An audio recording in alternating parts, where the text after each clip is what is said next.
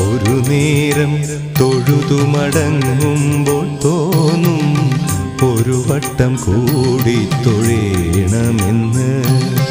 ഒരു വട്ടം കൂടി തൊഴുമ്പോഴും തോന്നും ഇതുവരെ തൊഴുതത് പോരെന്ന്. അകതാരിൽ നിറയുമീ അനുപമ നിർവൃതി ഗുരുവായൂരമ്പലത്തിങ്കൽ മാത്രം. ഒരു നേരം തൊഴുതു മടങ്ങുമ്പോൾ തോന്നും ഒരു വട്ടം കൂടി തൊഴേണമെന്ന്.